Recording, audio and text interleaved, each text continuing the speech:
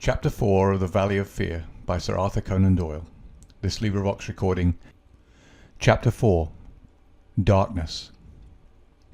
At 3 in the morning, the chief Sussex detective, obeying the urgent call from Sergeant Wilson of Birlstone, arrived from headquarters in a light dog-cart behind a breathless trotter. By the 5:40 train in the morning, he had sent his message to Scotland Yard, and he was at the Birlstone station at 12 o'clock to welcome us. White Mason was a quiet, comfortable-looking person in a loose tweed suit, with a clean-shaved, ruddy face, a stoutish body, and powerful bandy legs, adorned with gaiters, looking like a small farmer, a retired gamekeeper, or anything upon earth except a very favourable specimen of the provincial criminal officer. "A real downright snorter, Mr. MacDonald," he kept repeating. "We'll have the pressmen down like flies when they understand it. I'm hoping we will get our work done before they get poking their noses into it and messing up all the trails. There's been nothing like this that I can remember. There are some bits that will come home to you, Mr. Holmes, or I'm mistaken. And you also, Dr. Watson, for the medicos will have a word to say before we finish. Your room is at the Westville Arms. There's no other place, but I hear that it is clean and good. The man will carry your bags. This way, gentlemen, if you please." He was a very bustling and genial person, this Sussex detective. In 10 minutes we had all found our quarters.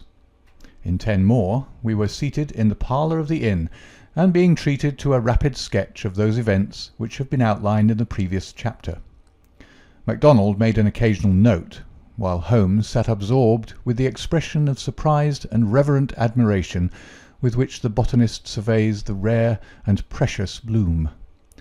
"Remarkable," he said when the story was unfolded. "Most remarkable. I can hardly recall any case where the features have been more peculiar." "I thought you would say so, Mr. Holmes," said White Mason in great delight. "We're well up with the times in Sussex. I've told you now how matters were up to the time when I took over from Sergeant Wilson between 3 and 4 this morning. My word, I made the old mare go, but I need not have been in such a hurry as it turned out, for there was nothing immediate that I could do. Sergeant Wilson had all the facts. I checked them and considered them, and maybe added a few of my own." "What were they?" asked Holmes eagerly.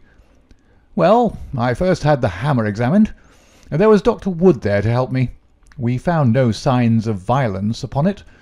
I was hoping that if Mr. Douglas defended himself with the hammer, he might have left his mark upon the murderer before he dropped it on the mat. But there was no stain." "That, of course, proves nothing at all," remarked Inspector MacDonald. "There has been many a hammer murder, and no trace on the hammer." "Quite so. It doesn't prove it wasn't used. But there might have been stains, and that would have helped us. As a matter of fact, there were none. Then I examined the gun. They were buckshot cartridges, and, as Sergeant Wilson pointed out, the triggers were wired together so that if you pulled on the hinder one, both barrels were discharged. Whoever fixed that up had made up his mind that he was going to take no chances of missing his man. The sword gun was not more than 2 feet long. One could carry it easily under one's coat. There was no complete maker's name, but the printed letters P.E.N. were on the fluting between the barrels, and the rest of the name had been cut off by the saw. "A big P with a flourish above it, E and N smaller?" asked Holmes. "Exactly." "Pennsylvania Small Arms Company, well-known American firm," said Holmes. White Mason gazed at my friend as the little village practitioner looks at the Harley Street specialist, who by a word can solve the difficulties that perplex him. "That is very helpful, Mr. Holmes. No doubt you're right. Wonderful, wonderful. Do you carry the names of all the gunmakers in the world in your memory?" Holmes dismissed the subject with a wave. "No doubt it is an American shotgun," White Mason continued. "I seem to have read that a sawed-off shotgun is a weapon used in some parts of America. Apart from the name upon the barrel, the idea had occurred to me. There is some evidence, then, that this man who entered the house and killed its master was an American." MacDonald shook his head. "Man, you're surely travelling over fast," said he. I've heard no evidence yet that any stranger was ever in the house at all. The open window, the blood on the sill, the queer card, the marks of boots in the corner, the gun. Nothing there that could have been arranged. Mr. Douglas was an American or had lived long in America. So had Mr. Barker. You don't need to import an American from outside in order to account for American doings. Ames, the butler. What about him? Is he reliable? 10 years with Sir Charles Chandos, as solid as a rock. He's been with Douglas ever since he took the manor house 5 years ago. He's never seen a gun of this sort in the house. The gun was made to conceal. That's why the barrels were sawed. It would fit into any box. How could he swear there was no such gun in the house? Well, anyhow, he had never seen one. MacDonald shook his obstinate Scotch head. I'm not convinced yet that there was ever anyone in the house, said he. I'm asking you to consider. His accent became more Aberdonian as he lost himself in his argument. I'm asking you to consider what it involves if you suppose that his gun is ever brought into the house, and that all these strange things were done by a person from outside. Oh, man, it's just inconceivable. It's clean against common sense. I put it to you, Mr. Holmes, judging it by what we've heard. Well, state your case, Mr. Mac, said Holmes in his most judicial style. The man is not a burglar, supposing that he ever existed. The ring business and the card point to premeditated murder for some private reason. Very good. Here's a man who slips into a house with the deliberate intention of committing murder. He knows, if he knows anything, that he'll have a difficulty in making his escape, as the house is surrounded with water. What weapon would he choose? You'd say the most silent in the world. Then he would hope, when the deed was done, to slip quickly from the window, to wade the moat, and to get away at his leisure. That's understandable. But is it understandable that he should go out of his way to bring with him the most noisy weapon he could select, knowing well that it will fetch every human being in the house to the spot as quick as he could run, and that it is all odds that he will be seen before he can go across the moat? Is that credible, Mr. Holmes? Well, you put the case strongly, my friend replied thoughtfully. It certainly needs a good deal of justification. May I ask, Mr. White Mason, whether you examined the farther side of the moat at once to see if there were any signs of the man having climbed out from the water? There were no signs, Mr. Holmes, but it is a stone ledge, and one could hardly expect them. No tracks or marks? None. Would there be any objection, Mr. White Mason, to our going down to the house at once? There may possibly be some small point which might be suggestive. I was going to propose it, Mr. Holmes, but I thought it well to put you in touch with all the facts before we go. I suppose if anything should strike you— White Mason looked doubtfully at the amateur. I have worked with Mr. Holmes before, said Inspector MacDonald. He plays the game. My own idea of the game, at any rate, said Holmes with a smile. I go into a case to help the ends of justice and the work of the police. If I have ever separated myself from the official force, it is because they have first separated themselves from me. I have no wish ever to score at their expense. At the same time, Mr. White Mason, I claim the right to work in my own way and give my results at my own time, complete rather than in stages. I'm sure we are honoured by your presence, and to show you all we know, said White Mason cordially. Come along, Dr. Watson, and when the time comes we'll all hope for a place in your book. We walked down the quaint village street, with a row of pollarded elms on each side of it. Just beyond were two ancient stone pillars, weather-stained and lichen-blotched, bearing upon their summits a shapeless something which had once been the rampant lion of Capus of Birlstone. A short walk along the winding drive, with such sward and oaks around it as one only sees in rural England, then a sudden turn, and the long, low Jacobean house of dingy, liver-coloured brick lay before us, with an old-fashioned garden of cut yews on each side of it. As we approached it, there was the wooden drawbridge and the beautiful broad moat as still and luminous as quicksilver in the cold winter sunshine. 3 centuries had flowed past the old manor house, centuries of births and of homecomings, of country dances and of the meetings of fox hunters. Strange that now in its old age this dark business should have cast its shadow upon the venerable walls. And yet those strange peaked roofs and quaint overhung gables were a fitting covering to grim and terrible intrigue. As I looked at the deep-set windows and the long sweep of the dull-coloured water-lapped front, I felt that no more fitting scene could be set for such a tragedy. "That's the window," said White Mason. "That one on the immediate right of the drawbridge. It's open just as it was found last night." "It looks rather narrow for a man to pass." "Well, it wasn't a fat man anyhow. We don't need your deductions, Mr. Holmes, to tell us that. But you or I could squeeze through all right." Holmes walked to the edge of the moat and looked across. Then he examined the stone ledge and the grass border beyond it. "I've had a good look, Mr. Holmes," said White Mason. "There's nothing there, no sign that anyone has landed. But why should he leave any sign?" "Exactly. Why should he? Is the water always turbid?" "Generally about this colour. The stream brings down the clay." "How deep is it?" "About 2 feet at each side and 3 in the middle." "So we can put aside all idea of the man having been drowned in crossing." "No, a child could not be drowned in it." We walked across the drawbridge and were admitted by a quaint, gnarled, dried-up person who was the butler Ames. The poor old fellow was white and quivering from the shock. The village sergeant, a tall, formal, melancholy man, still held his vigil in the room of fate. The doctor had departed. "Anything fresh, Sergeant Wilson?" asked White Mason. "No, sir." "Then you can go home. You've had enough. We can send for you if we want you. The butler had better wait outside. Tell him to warn Mr. Cecil Barker, Mrs. Douglas, and the housekeeper that we may want a word with them presently.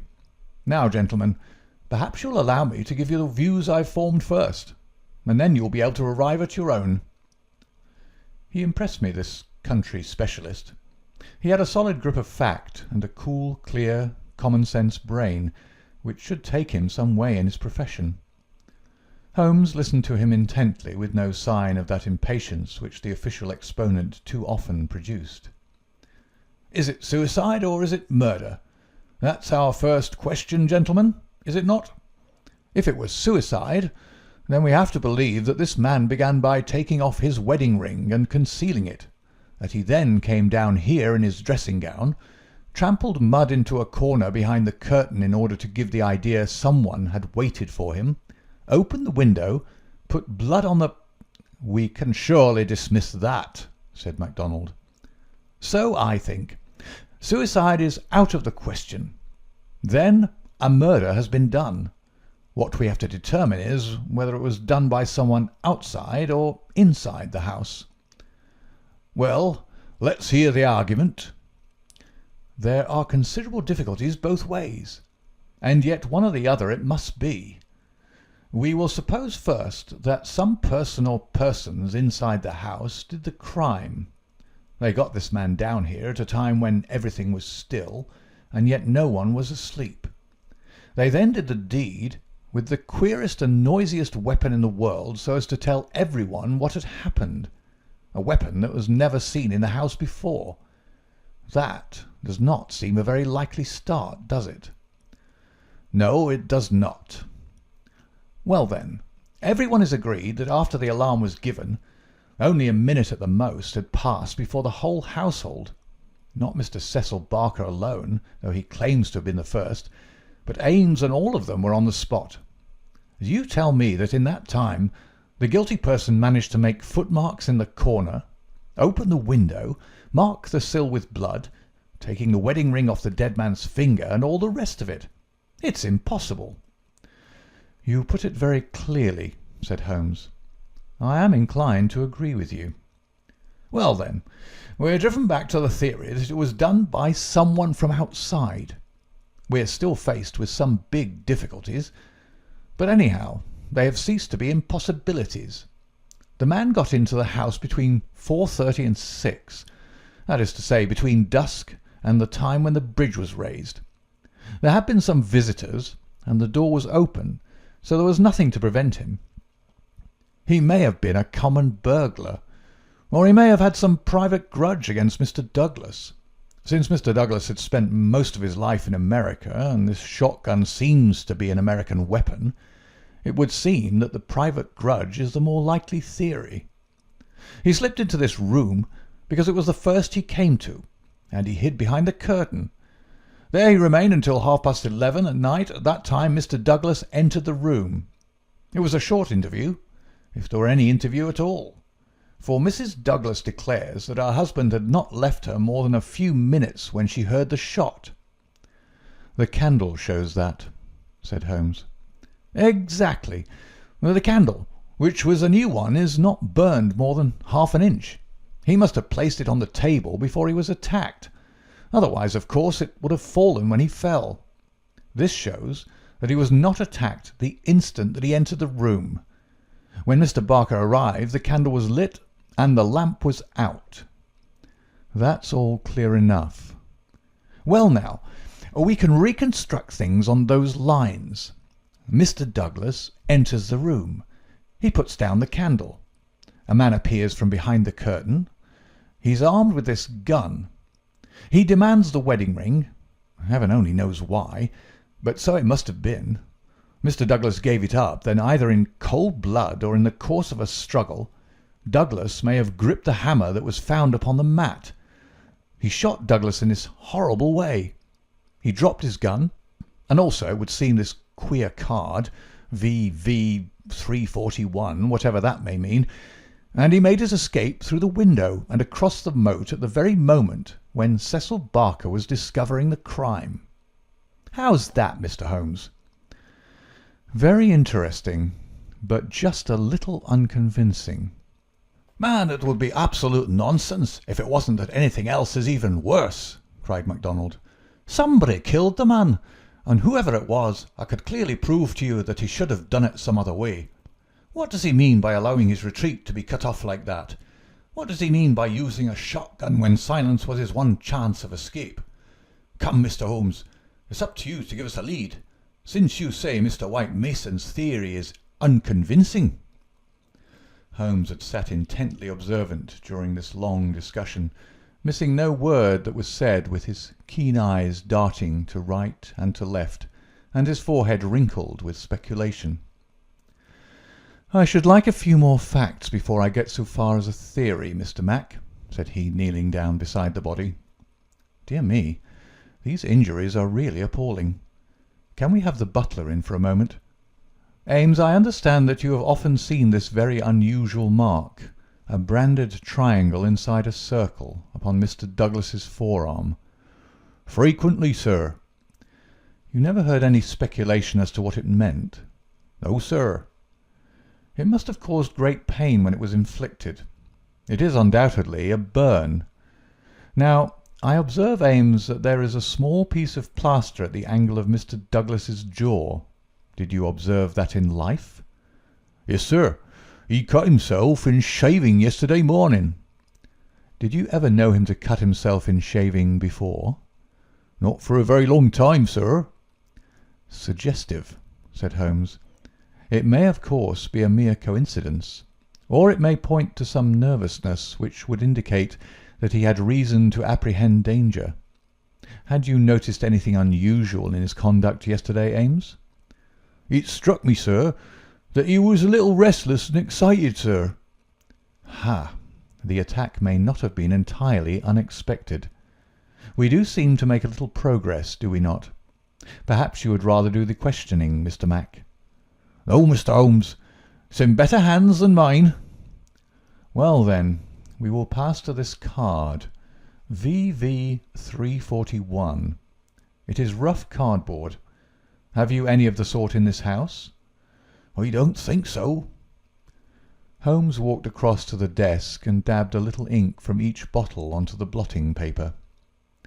"It was not printed in this room," he said. "This is black ink, and the other purplish. It was done by a thick pen, and these are fine. No, it was done elsewhere, I should say. Can you make anything of the inscription, Ames?" "No, sir, nothing." "What do you think, Mr. Mac?" "It gives me the impression of a secret society of some sort. The same with his badge upon the forearm." "That's my idea too," said White Mason. "Well, we can adopt it as a working hypothesis, and then see how far our difficulties disappear. An agent from such a society makes his way into the house, waits for Mr. Douglas, blows his head nearly off with his weapon, and escapes by wading the moat, after leaving a card beside the dead man, which will, when mentioned in the papers, tell other members of the society that vengeance has been done. That all hangs together. But why this gun of all weapons?" "Exactly." "And why the missing ring?" "Quite so." "And why no arrest? It's past 2 now. I take it for granted that since dawn every constable within 40 miles has been looking out for a wet stranger." "That is so, Mr. Holmes." "Well, unless he has a burrow close by, or a change of clothes ready, they can hardly miss him. And yet they have missed him up to now." Holmes had gone to the window and was examining with his lens the blood mark on the sill. "It is clearly the tread of a shoe. It is remarkably broad. A splay foot, one would say. Curious, because so far as one can trace any footmark in this mud-stained corner, one would say it was a more shapely sole. However, they are certainly very indistinct. What's this under the side table?" "Mr. Douglas' dumbbells," said Ames. "Dumbbell? There's only one. Where's the other?" "I don't know, Mr. Holmes. There may have been only one. I've not noticed them for months." "One dumbbell," Holmes said seriously, but his remarks were interrupted by a sharp knock at the door. A tall, sunburned, capable-looking, clean-shaved man looked in at us. I had no difficulty in guessing that it was the Cecil Barker of whom I had heard.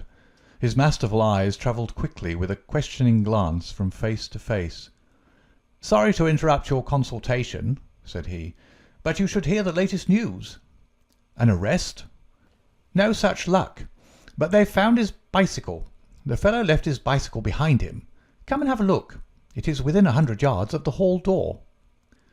We found 3 or 4 grooms and idlers standing in the drive, inspecting a bicycle which had been drawn out from a clump of evergreens in which it had been concealed. It was a well-used Rudge Whitworth, splashed as from a considerable journey. There was a saddle-bag with a spanner and oil can, but no clue as to the owner. "It would be a grand help to the police," said the inspector, "if these things were numbered and registered, but we must be thankful for what we've got. If we can't find where he went to, at least we're likely to get where he came from. But what in the name of all that is wonderful made the fellow leave it behind, and how in the world has he got away without it? We don't seem to get a gleam of light in the case, Mr. Holmes." "Don't we?" my friend answered thoughtfully. "I wonder." End of chapter 4.